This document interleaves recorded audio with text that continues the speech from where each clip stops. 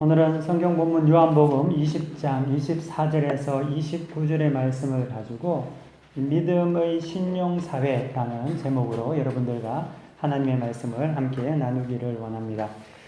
어느 사회나 신뢰가 무너지면은 그 사회는 지옥과 같이 되고 맙니다. 믿을 수 없는 사회에서 살아가는 것은 참으로 힘들고 어렵습니다. 그래서 이 시대에 자주 언급되고 회자되는 말 중에서 신용이라는 말이 있습니다. 이 신용이라는 말은 한자말로 믿을 신, 쓸 용, 이 두 자를 같이 사용해서 믿고 쓸 수 있다라는 의미가 신용이라는 말입니다. 우리는 대표적인 신용사회 안에서 살아가고 있습니다. 여러분들 지갑 안에 보시면은 신용카드 한두 개는 다 가지고 계실 거라고 생각하고요. 또 여러분들이 먹는 음식들부터 시작해서 사용하는 모든 물건들은 다 믿을 수 있다는 가정하에서 여러분들이 사용하고 가지고 있는 것이라 생각합니다. 간혹 우리는 믿을 수 있다고 생각했는데 그것이 거짓이었음을 판명될 때, 거짓이었다는 것이 판명될 때 참을 수 없는 분노를 일으키곤 합니다. 예를 들면은 한국에서는 옥시나 애경 등에서 만든 가습기 살균제가 그런 예라고 볼 수 있습니다. 대기업에서 만들고 또 국가에서 검증을 거친 제품인데 나중에 알고 보니까 믿을 수 없는 거짓이었다는 것이었죠. 우리는 이런 사실을 알게 될 때 우리는 폭발하기도 하고 참을 수 없는 배신감을 느끼게 됩니다. 이런 일들이 한두 번 일어날 때에는 실수라고 생각합니다. 그리고 이해해주고 싶은 마음들이 생겨나지요. 하지만 그것이 한두 번에서 자주로 바뀌고 또 자주에서 빈번하게 일어나고 나중에는 이것이 통상적인 일이 되고 마는 순간 그 사회는 신용을 잃어버리는 사회가 되고 마는 것이죠. 이런 불신사회의 낙인은 아주 오래 갑니다. 다시 회복하려면 잃어버린 그 시간보다 갑절의 시간 아니 수십 배의 노력을 해도 결코 해결될 수 있을지 미지수가 그러한 모습이 있다는 거죠. 지금 중국의 기술력과 품질은 세계 어느 나라에 내놓아도 뒤떨어지지 않고 손색이 없을 정도로 발전했다고 합니다. 하지만 그럼에도 불구하고 우리는 중국산이라는 꼬리표가 붙게 되면 의심의 눈초리로 봅니다. 왜 그러냐면 한때 만연했던 짝퉁 이런 것들의 불신의 잔재들이 여전히 중국 제품에는 남아있기 때문 아니겠습니까? 한번 신용을 잃게 되면 모든 것을 다 잃게 됩니다. 이는 물건뿐만 아니라 사람도 마찬가지라는 것입니다. 그러므로 사람이 이 땅을 살아갈 때 무엇보다 중요한 것은 신용이라는 것입니다. 신용을 잃으면 다 잃게 됩니다. 그리고 고립됩니다. 신용이라는 것은 비위를 맞추는 것을 말하지 않습니다. 신용은 약속에 대한 책임을 신용이라고 합니다.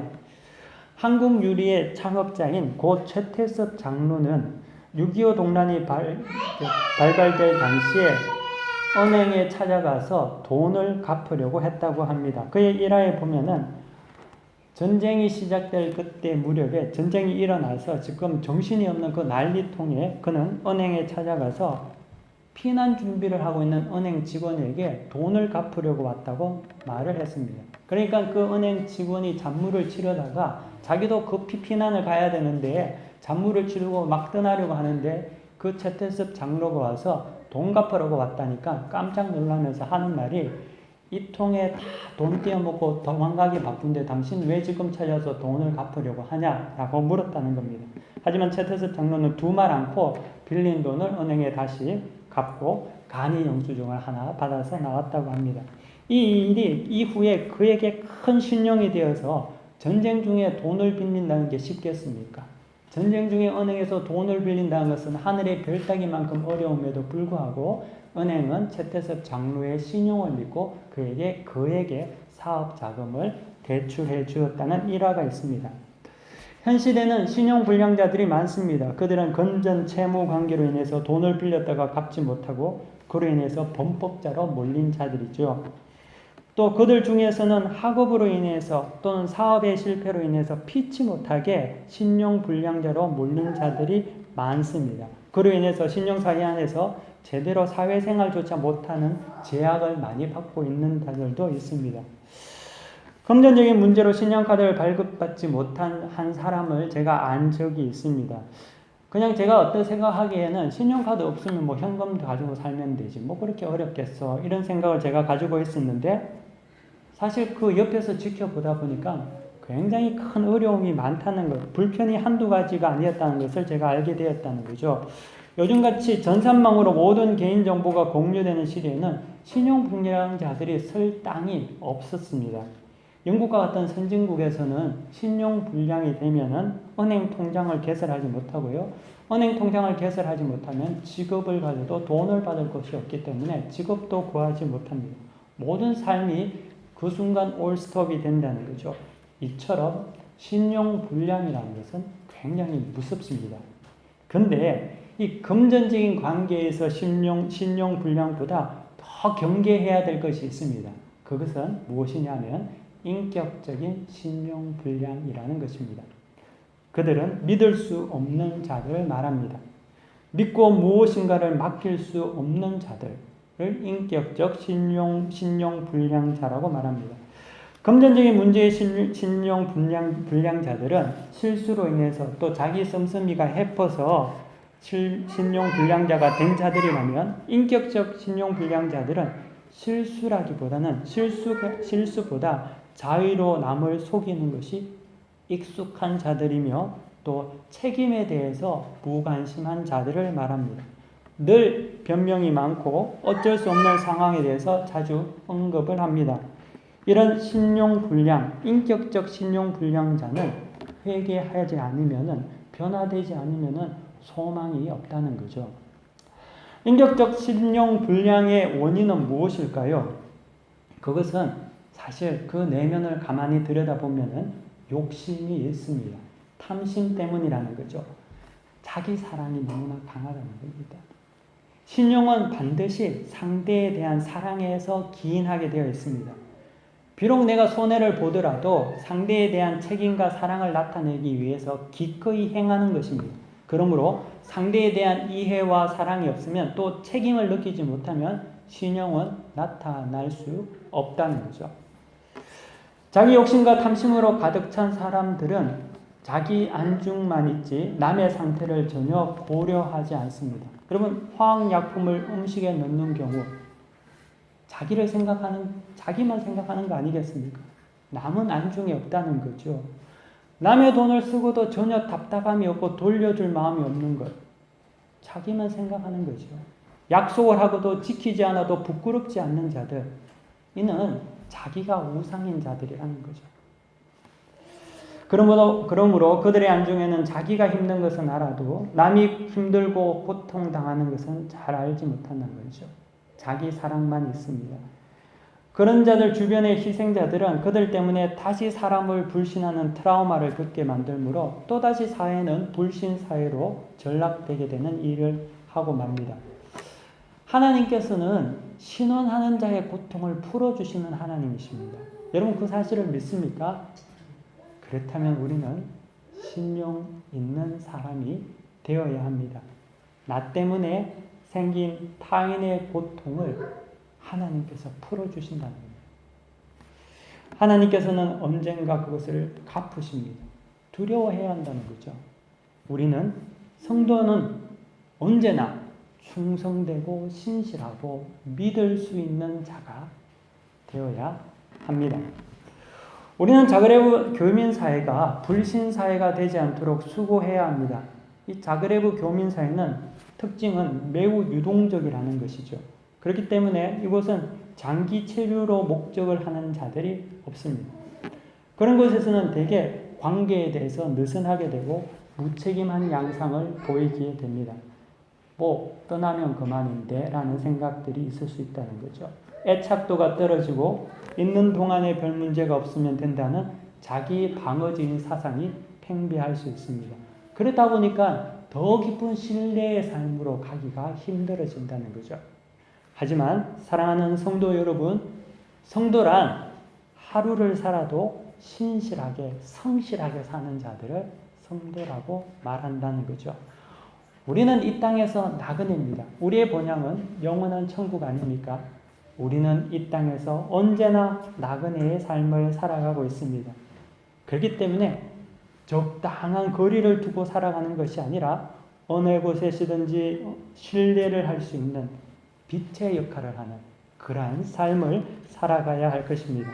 기독교의 믿음이라는 것은 영적인 부분에서만 하나님에 대한 믿음만을 말하지 않습니다. 기독교의 믿음은 타인에 대한, 상대에 대한, 인간관계에 대한 긴밀한 신뢰 또한 포함하는 것이 믿음이라는 점이라는 거죠. 믿음이 오직 하나님께만 잡혀 있는 것이 아니라는 거죠. 그 믿음은 인격과 다른 사람과의 관계 속에서도 반드시 나타나게 되어 있습니다. 그렇기 때문에 우리는 거짓말해서 안 됩니다. 속여서도 안 되고요. 약속한 것에 대해서는 손해를 보더라도 책임져야 합니다. 맡은 일에서 언제나 충성해야 합니다. 자신의 탐욕을 따라서 사람을 이용해서도 안 되고요. 무슨 일에서든지 순간순간 성실과 신뢰를 다해야 합니다. 실수가 있다면 인정하고 보완하도록 노력해야 합니다. 악한 것보다 약한 것이 하나님 보시기에 아름다운 것이죠. 하나님께서는 약할 때 힘 주시지만 악할 때는 하나님 떠나신다는 것입니다. 그렇기 때문에 우리는 하나님을 믿을 때 온전히 하나님을 믿고 따를 필요가 있습니다. 하나님이 없는 하나님을 믿는 자가 되어서 안 되고요. 그렇게 믿으면 아무 소용없는 종교 생활로 전락하고 만다는 것입니다. 동시에 또 불신에 대한 역방향성도 여러분 우리가 잘 알아야 합니다. 우리는 세상 안에서 바른 믿음으로 살아가기를 노력합니다. 하지만 동시에 세상은 바른 복음일수록 불신과 미움을 조장하여 의심하게 합니다. 고든 말을 해도 삐딱하게 보고요. 이 사람은 이렇게 말하고 저 사람은 저렇게 말합니다. 반목과 불신과 이관이 복음이 있는 곳에는 항상 존재한다는 것이죠. 교회와 복음을 불신하는 자들은 어디에든지 있습니다. 그들은 잘못된 교회의 예를 들어서 세상의 모든 교회도 동일하다고 문제가 있다고 거짓말을 합니다. 그리고 정당화하기도 합니다. 또 그들은 자신의 욕심과 탐심을 막는 권면과 가르침에 대해서 그 선포가 거짓이라고 몰인정하다고 사랑이 없다고 말하기도 합니다. 하지만 성도 여러분, 이것은 두려워할 문제가 아니라 바른 믿음을 따라 살면서 인내해야 할 문제입니다. 주님은 이미 우리에게 복음에 대한 이런 일들이 분명히 불신의 역사가 종말까지 있을 거라고 예고하셨습니다. 그렇기 때문에 우리는 인내할 필요가 있습니다. 복음을 증거하는 사람도 죄인 중에 하나이지만 그럼에도 맡은 바 사명에 따라서 하나님의 말씀을 증거하지요. 그러므로 그것이 기준이 되는 것입니다. 성도는 이를 기준으로 하여서 사회의 불법을 소강케 하고 불신을 막는 삶을 살아가야 합니다. 교회는 믿음의 공동체지요. 그리고 신용의 공동체라는 것입니다. 교회에 나온다고 해서 참 성도가 되는 것이 아니라 그 속에 믿음이 확인될 때 참 성도가 되는 것입니다. 믿을 수 있는 사람들이 되시기를 바랍니다. 어디에서든지 믿음직한 사람이 되시기를 바랍니다. 그 사람을 보면은 마음이 평안한 사람이 되시기를 바랍니다. 충성된 일꾼은 한여름의 얼음 냉수와 같다고 잠언에서는 말하고 있습니다. 그러므로 말미암아 주변이 나로 말미암아 살아갑니다. 주변이 낙심하지 않습니다. 고통당하지 않는다는 것입니다. 이 시대는 자기 안일에 따라서 약속을 파기하는 것을 손바닥 뒤집듯이 하는 시대이고 또 그것을 지혜라고 이야기하고 상대를 비난하는 그 경향이 많습니다. 하지만 그런 모양은 우리는 따라서는 안 된다는 거죠. 오늘 성경 본문에 보면은 디두모라는 불리는 도마가 나타납니다. 이 디두모라는 뜻이 쌍둥이라는 뜻인데, 즉 도마는 쌍둥이 동생이 있거나 형이 있는 쌍둥이 중에 하나인 것 같습니다. 이 쌍둥이는 생긴 것이 비슷하니까 친구들이 볼 때마다 야, 너 정말 도마 맞아? 너 도마 맞아? 이렇게 물었을 거 아닙니까? 그런데 그게 늘 자기에게는 도마에게는 익숙한 것인지도 모르겠습니다. 아마도 그래서 그런지 그는 정확한 것을 늘 선호했고 자신이 판단하기에 의심스러운 것은 절대 믿지 않을 정도로 고집이 완고했던 사람이었습니다. 아마 그것은 그의 자신의 성격과 환경과 연관이 있을 법합니다. 예수께서 부활하신 후에 제자들에게 나타났습니다. 하지만 예수님께서 제자들에게 나타났을 때 그 자리에 도마는 함께 있지 않았다는 거죠. 왜 도마가 제자들과 함께 있지 않아서 예수님이 나타나셨을 때 만날 수 없었을까요? 왜 도마는 그 자리에 없었을까요? 그는 아마 예수님의 죽음 이후에 많은 회의와 의심에 빠져 시리에 깊어 제자들의 모임에 참석하지 않았을 가능성이 있습니다. 제자들에게 현현하신 주님을 만나보지 못한 그는 다른 제자들에게 의해서 주님이 부활하시고 나타나셨다는 말을 들었을 때 아주 차갑게 반응하고 있습니다. 그는 이렇게 말합니다. 내가 그의 손에 못자국을 보며 내 손가락으로 그 못자국에 넣으며 내 손을 그 옆구리에 넣어보지 않고는 믿지 아니하겠노라. 아주 이렇게 차갑게 이야기한다는 거죠. 도마의 모습은 이 시대를 대변하는 듯한 냉소적이고 겉으로는 신용사회인 것 같지만 불신이 가득한 모습입니다. 이런 불신을 가진 도마에게 주님은 8일이 지나서 그것도 제자들과 함께 있을 때에 그를 만나 주십니다. 성경 보면 26절 여러분 한번 보십시오. 성경의 26절에 보면은 여드레가 지나서 제자들이 다시 집 안에 있을 때 도마도 함께 있고 문들이 닫혔는데 예수께서 오사 가운데 서서 이르시되 너희에게 평강이 있을지어다 하시고 도마에게 이르시되 라고 성경은 이렇게 증거하고 있습니다. 불신을 가진 도마에게 주님은 8일이 지나서 제자들과 함께 있을 때 그를 만납니다. 근데 이 성경 본문을 읽을 때 어떤 뉘앙스가 있냐면 그동안 8일 동안 제자들과 도마가 함께 있지 않았다는 뉘앙스로 들린다는 거죠. 여드레가 지나서 제자들이 다시 집 안에 있을 때 도마도 8일 동안 도마는 제자들과 함께 같이 있지 않았던 같은 뉘앙스를 느낍니다. 8일이 지나서 드디어 도마가 제자들의 자리에 왔고 그들과 함께 있을 때 주님께서 비로소 그때 도마에게 나타나셨다는 거죠.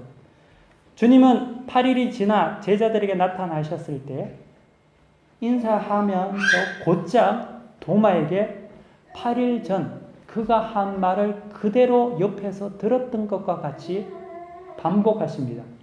내 손가락을 이리 내밀어 내 옆구리를 넣어보라. 내 옆구리에 넣어보라. 그리하여 믿음 없는 자가 되지 말고 믿는 자가 되라.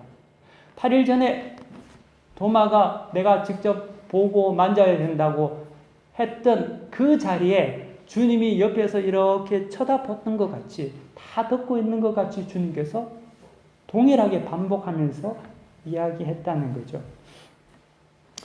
성경을 읽으면서 저는 왜 주님께서 곧장 그때 도마에게 나타나지 않았을까?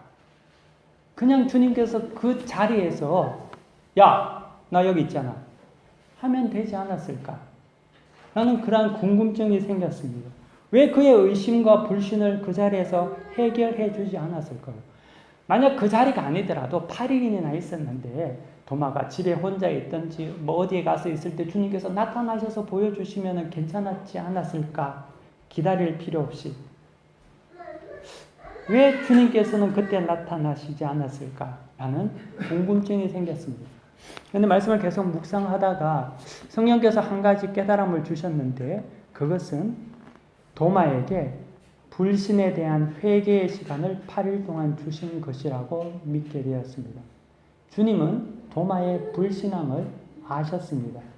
다 아셨죠. 믿지 않는 것 아셨습니다. 하지만 그에게 곧장 말하지 않으셨습니다. 대신 기다려 주셨다는 거죠. 회개할 시간을 주셨다는 것입니다. 주님은 그가 변화되기를 원했습니다. 보지 못하고도 믿는 자가 되기를 원했습니다. 그것이 더 큰 축복인 것을 그가 알기를 원했다는 거죠. 우리가 사람을 만나면 사람을 대충 압니다. 하지만 곧장 그의 약점에 대해서는 말하지 않죠. 왜? 아끼기 때문이죠. 사랑하기 때문에 그렇습니다. 기다려주기 때문입니다. 기다리고 싶기 때문에 그렇다는 거죠. 회개할 시간과 기회를 준다는 거죠. 주님께서는 도마에게 회개의 시간을 주셨습니다. 보지 못하고도 믿는 자가 되어서 믿음이 큰 자가 되어서 더 큰 복을 받기를 주님은 원하셨습니다. 그때 깨닫고 돌아와야 했다는 거죠. 가룟 유다는 주님이 주신 회개의 시간을 도리어 업무의 시간으로 만들고 말았기 때문에 그 인생은 파멸의 길로 가고 말았다는 거죠. 도마는 갈등하며 헤매다 8일 만에 다시 제자들의 모임에 왔습니다. 그때 비로소 주님은 그에게 나타나셔서 그를 책망하십니다. 그리고 그의 믿음 없음을, 신뢰 없음을, 주님을 신용하지 않음에 대해서 보게 하십니다. 믿음이라는 것은 개인적인 것이 아니라 공동체적인 것입니다. 불신은 개인의 문제이기도 하지만 동시에 사회적이라는 것이죠. 전체 사회가 불신하는 사회가 되면 어느 누구도 믿음을 가질 수가 없습니다. 주님은 도마가 혼자 있을 때 그에게 나타나지 않으시고 공동체가 모여 있을 때 자신을 나타내 주심은 믿음이 개인을 넘어 전 공동체에 이르게 하라는 것을 보여주십니다. 모든 믿는 자들 중에서 안 믿는 도마가 있었고 모든 안 믿는 자들 중에서 믿는 한 사람이 있습니다. 이것이 불신사회와 신용사회의 차이라는 거죠. 기독교는 후자입니다. 믿는 것입니다. 믿어주는 거죠. 인내하는 것입니다. 돌아올 때까지 믿어주는 것이죠. 왜 불신사회가 됩니까? 믿음 있는 교회가 세상에 적어서 불신사회가 되는 것이 아니고요. 사실 믿음 있는 교회가 지극히 개인화되었기 때문에 불신사회가 조장되는 것입니다. 믿어도 내만 잘 믿으면 된다고 믿습니다. 내가 복받으면 되고 내게 유익한다고 내가 유익만 하면 된다고 생각하고 하나님을 믿기 때문에 주변을 돌아볼 여유도 없고 섬길 수도 없고 또 지극히 자기 자신을 위해서 하나님을 믿습니다. 그러다 보니 자기 사랑에 관한 믿음은 더욱더 강화는 되는데 사회는 계속적으로 불신사회가 되어 간다는 거죠. 근데 이것은 아니라는 거죠. 이렇게 해서는 안 된다는 것입니다. 신앙은 개인을 넘어 공동체적인 것입니다. 그래서 교회가 있는 곳에서는 반드시 신령이 나타나고 믿음이 나타나게 되어 있습니다. 지금 신령이 나타나지 않는 이유는 신자들이 지극히 개인화되어 가고 있기 때문이죠. 주님은 도마에게 너는 본 것으로 믿느냐 하지만 보지 못하고 믿는 자는 더 복되다고 말씀하셨습니다. 도마는 봐야만 믿는 자였고 그렇지 않으면 의심하는 자였습니다. 어떻게 보면 이지적이고 논리적이고 이성적이었죠. 하지만 주님은 보지 못한 자들, 그럼에도 믿는 자들이 더 복되다고 말씀하십니다. 이곳에 계신 모든 분들은 믿음을 소유하는 믿는 자가 되시기를 바랍니다. 믿어주시고 믿는 자가 되시기 바랍니다. 누군가가 여러분들을 의지할 수 있는 자가 되시기를 바랍니다. 그리고 자신만을 위해서 사는 자가 되지 말고 그래서 믿음의 신용사회를 만들어가는 참된 성도들이 되시기를 간절히 축원합니다. 다 함께 기도하겠습니다. 거룩하신 주님 감사합니다. 이 시간 우리의 약한 모습들을 하나님께서 아시고 우리에게 더 큰 믿음을 허락하여 주옵소서. 하나님, 우리가 빛으로 온전히 부름을 받았사오니 빛과 같은 삶 살게 하여 주옵소서. 믿을 수 있는 자 되게 하여 주시옵시고 믿음을 주는 자 되게 하여 주옵시고 우리의 믿음의 빛으로 인하여서 세상이 불신사회에서 신용사회로 바뀌는 놀라운 역사가 우리를 통하여서 이 교회를 통해 이루어질 수 있도록 축복하여 주옵소서. 감사드리며 예수 그리스도 이름으로 간절히 기도드립니다. 아멘. 다 함께 자리에서 일어나셔서 대찬송 부르시겠습니다. 찬송가 274장 부르시겠습니다.